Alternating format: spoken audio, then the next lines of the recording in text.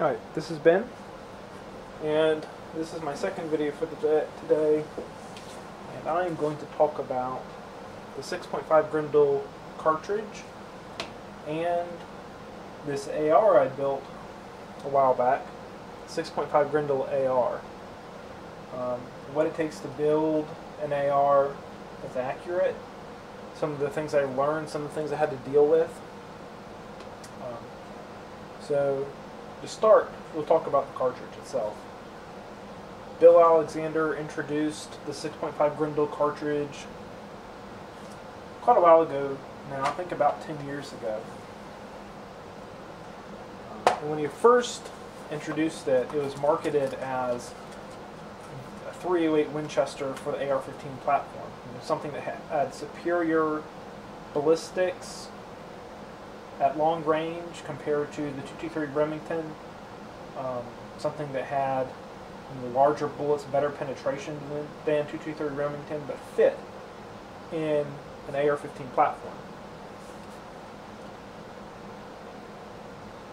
And the interesting thing about that idea is how it worked in a way at first, and then it stopped working. And now the 6.5 Grendel is not really the same cartridge that Bill Alexander had designed, I think, from the get-go. At least not in any reasonable way. And what I'm talking about is, originally, when Bill Alexander was selling rifles or producing 6.5 Grendel rifles when it was a Wildcat, his load development data showed the 6.5 Grendel shooting a 123 grain bullet like this 123 AMAX, or one of these 123 Nosler custom competitions, the clones of the Sierra Match King. These bullets have a ballistic coefficient of around 0.5 to 0.51, and his initial data claimed that of a 20-inch barrel like the one I have on this AR, he was seeing pressure-safe loads of shooting those 0.51 ballistic coefficient bullets at 2,600 to 2,650 feet per second, which is vastly superior to something that the .308 Winchester might shoot, which would be, a bullet at the same velocity might only have a ballistic coefficient of 0.43 or 0.45 in that ballpark for the 168 grain bullets. But then the cartridge became SAMI spec. SAMI did their own load testing, their own bolt thrust measurements, things like that, and they set a pressure ceiling, a max pressure on this cartridge of 52,000 psi, which is not a small amount. I mean, it's a fair bit of pressure. It's a fairly, 52,000 psi is a lot of pressure. But I don't think it's possible to shoot a 123 grain bullet out of a 20-inch barrel at 2,650 feet per second at 52,000 psi. I mean, I just don't see how that's possible. Even with the most optimal powder, which is AA 2520, this cartridge out of a 20-inch barrel, 123 grain bullet caps out about 2,450 feet per second, which is still enough to get this cartridge out to 1,000 yards. But originally, the original literature claimed that 6.5 Grendel out of a 20-inch barrel would reach out to 1,200 yards supersonic, which is just not possible. But the original, so Alexander Arms, Bill Alexander published a PDF showing a set of 6.5 Grendel loads with a 20-inch barrel, maybe it was a 24-inch barrel, but it doesn't really matter. Very, very hot loads. And they seem to match what he claimed the cartridge was capable of. At the same time, people started reporting bolt failures. The bolts were breaking. There wasn't any maker that made bolts tough enough to handle the 6.5 Grendel cartridge.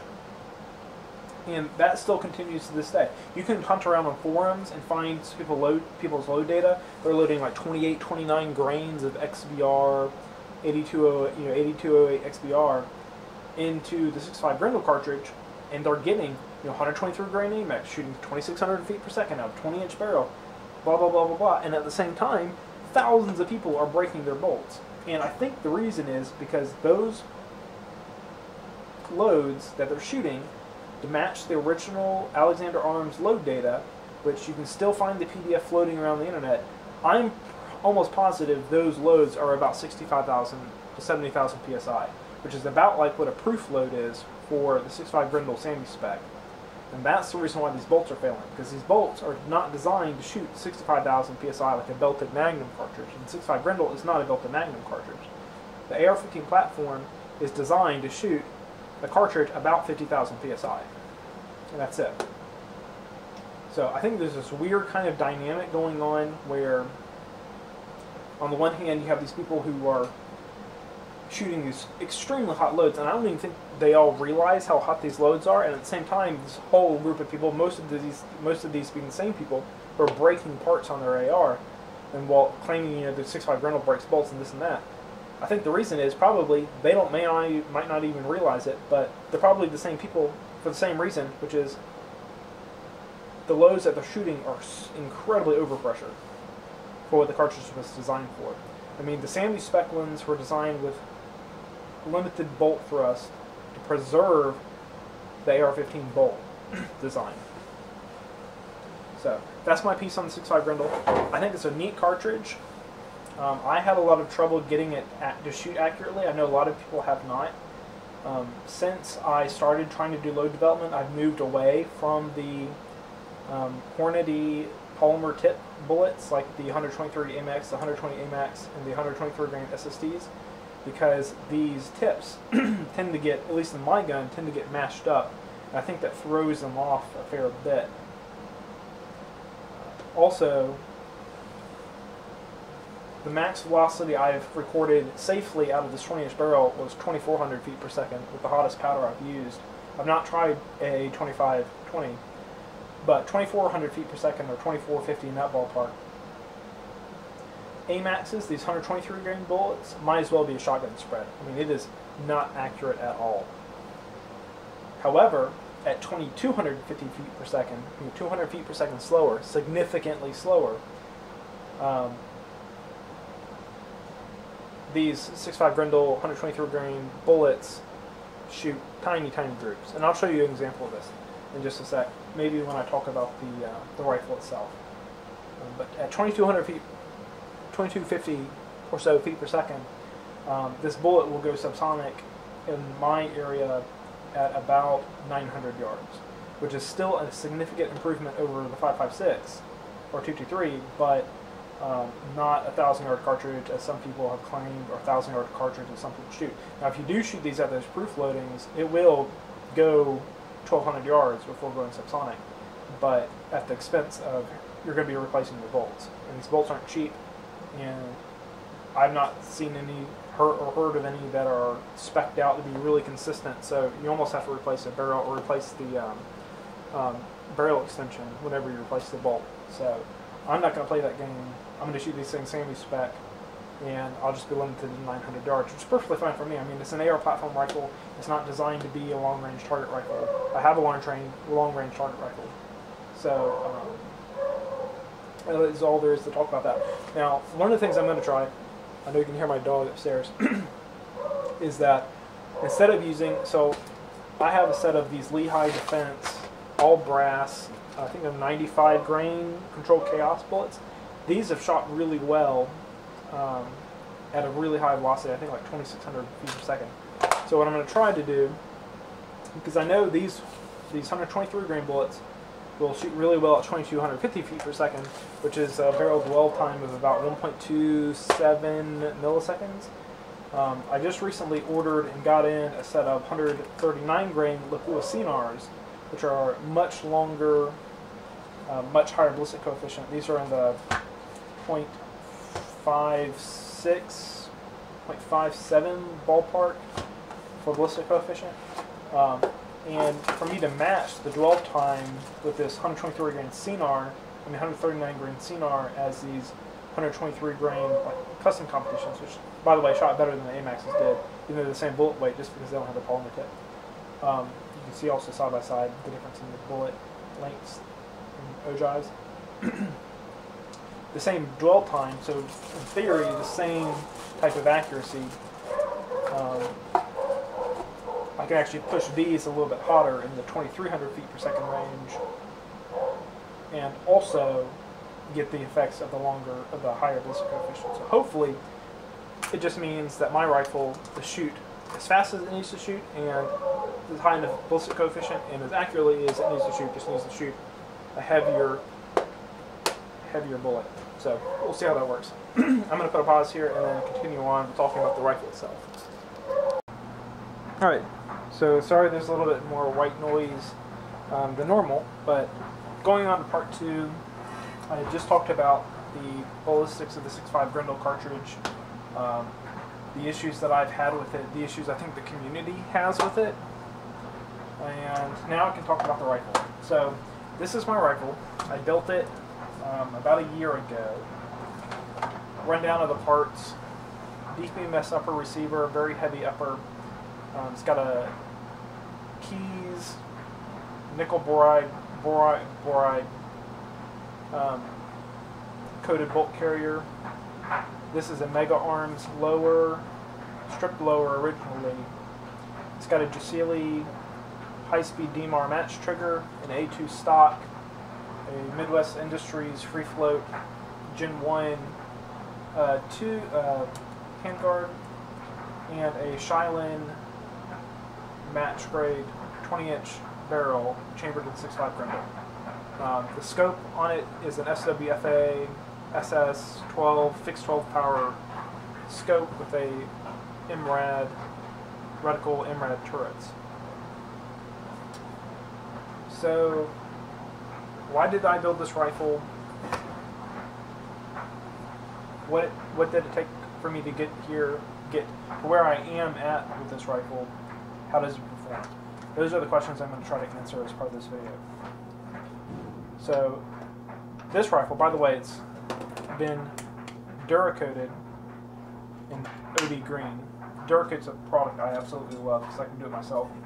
It doesn't take long, and the results tend to be pretty good. So to talk about this a bit, take it apart. This is lower. Why did I build this rifle? Well, I wanted, at one time, I wanted a Mini 14 to shoot, a Mini 14 target. Or I kind of wanted maybe a Vepr in .308 Winchester, or something similar to that. Wasn't really sure what I wanted, but I wanted a gun similar to that. I wanted a gun that I could treat as a DMR. I wanted a gun that had some legs. I wanted it to be semi-automatic. Basically, I challenged myself to make a gun that I thought at least would outperform an SVD for much less money. And really the only platform that you can make something like this on cheaper than, well, less than some stupid amount of money is the AR-15 platform. There's other platforms that you can make rifles like this. People make people turn M14 or M1s into rifles like this, but they are very expensive and they don't really perform better. So that is the reason, that is the why behind this rifle. The way I went about it is I had bought a strip loader from Mega Arms. I don't remember why I bought a strip loader from Mega Arms, but I had one. See, here's the keys bolt. There's the bolt carrier, the bolt that came. Here's the keys bolt carrier. Here's the bolt that came with the Shylin barrel. This is a BCM gunfighter. I don't remember why I had bought the strip lower, really, but I have one in my safe. And I decided one Christmas, I had some spare money. I'd gotten a prize at work, surprise money at work, not like a competition, but like a kind of like a bonus. And I decided to try to build one. Try to build a 6.5 Grendel. After doing a lot of searching and a lot of hunting on the best cartridges, this is what I decided on. And so I went looking to see what parts were available, and I ordered lots of stuff. I ordered originally a carbine kit, and I ordered the rail system, and I ordered the scope, I believe, and I ordered the upper receiver, and everything came in, and I was getting ready, and I polished the mil-spec trigger that I got with this, and everything was here, everything was put together, ready to go, except for the barrel, and the barrel is a pretty damn important part.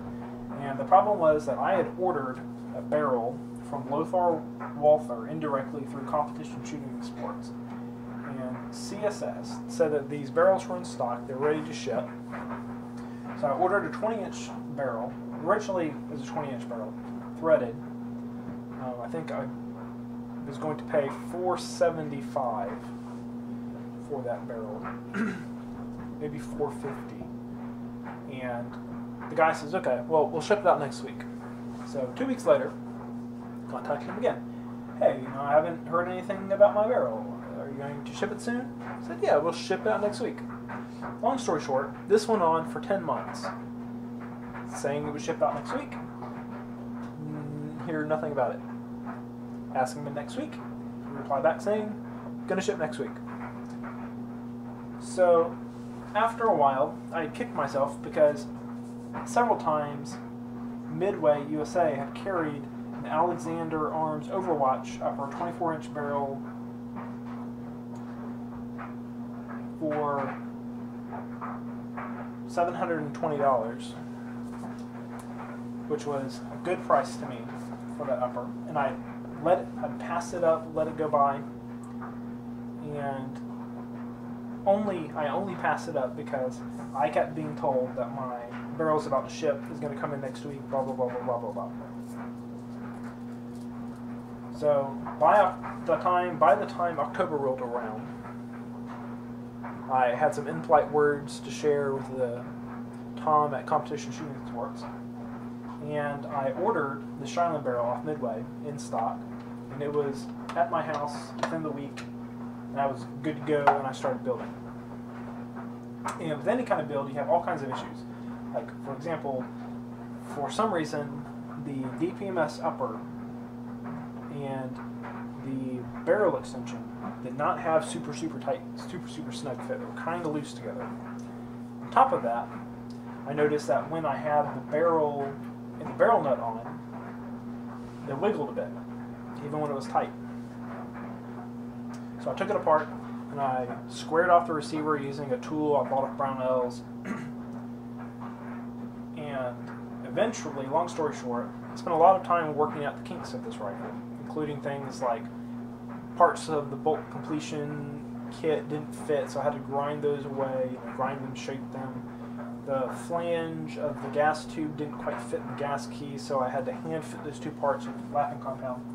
The last step, the most important step, and the last key to the issues that I had accuracy-wise, this rifle would shoot tiny groups when it was resting on a block with bags at about here, right up under the barrel nut. But as soon as I put it on bipods, it would shoot a shotgun spread at 100 yards, which is not acceptable for an expensive barreled AR shooting something supposed to be a precision cartridge.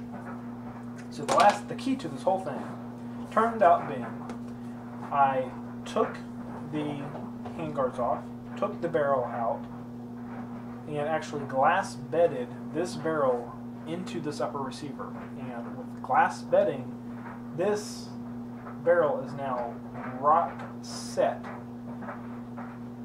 super stable, and also with a little bit of grease up under the barrel nut to help it torque tighter for less actual torque value, torquing this on. Those two things, I think, are the biggest contributors to making this a precision, accurate AR. So let's talk about what the money is. DMAR trigger is about $270. This lower is $120. Stock was $70. Completion kit, originally I paid $80 for the whole thing, but I swapped some parts out here and there. Upper hand guards were $160. The barrel was $450. Gas block was $30. The scope was $300. The scope mount was about $75. Bolt was $120 plus I think $30 completion kit. Blah blah blah blah. So right around, I think all told, this rifle with scope was about $2,500 or $2,700, which for that kind of money, there aren't very many ARs that can do what this one does. There's a L&T rifle that has a $1,100 rebate right now at our local gun shop because it's been sitting there for a few years. Originally, it was $2,700, and this rifle will outshoot it. No problems at all. So I'm going to show you some load development. These were shot recently, cold, kind of blustery days. And this is me just doing load development. So these are not tuned loads. I'm still experimenting. These are AMAXs, 123 grain AMAX, starting from low charge weights, slowly increasing, 3-shot groups. As you can see, as the charge weight increases, so does the group size. It gets pretty wide. This is 2 bullets in one. It gets pretty wide by the end of it, greater than 1 MOA groups. This one is about probably 1 1/4-ish MOA group. But these are tiny, tiny groups at low charge weights. This one's about 2,250 ppm. Same thing, these are with the Nosler Custom Competition 123 grain bullets. That one, the lowest charge weight, 25 grains XBR, shot, calculated, measured, 3-shot group, 0.343 MOA. The next one over, 3-shot group, 0.545 MOA. The next one, 26 at 2,275 feet per second. 26 grains XBR shot, 0.56 MOA 3-shot groups. These are the kind of 3-shot groups that people pay custom bolt action rifles to shoot. And I've not shot this one. I've not shot 5-shot groups with this. Oh yeah, also I'll continue on.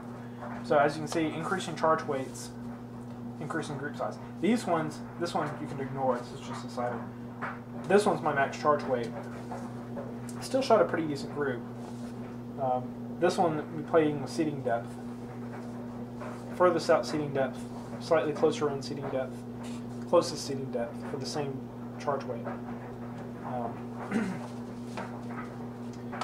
But coming from a gas gun at this price point, pretty hard to beat. Now, I've not shot a 5-shot group with this recently, and I need to. I need to load up a set of bullets, but I really want to work out the Lapua Cinar loads for this rifle before I do that. But really, when you consider, I could have built this rifle, if I didn't put the A2 stock on, if I didn't put the Gisili trigger on, if I didn't get kind of expensive with the hand guards, I could have put this whole rifle together for about $1,000, just over $1,000, about $1,100. The rest of this is all just icing, just dressing on it. Even though that's partly what increased the cost so much. Also, the scope and everything increased the cost a fair bit. And there's rifles, bolt action rifles from the factory now, like the Ruger PRS, for example, $1,100 rifle that still won't shoot as good as this gun will, for roughly the same price. Again, without the dressing on it and the upgrades. So that's where I'm at. Hope you enjoyed it. Please like, subscribe, do anything to kind of generate traffic, because I need some encouragement. I need help in making these videos, and any kind of help you can offer is great.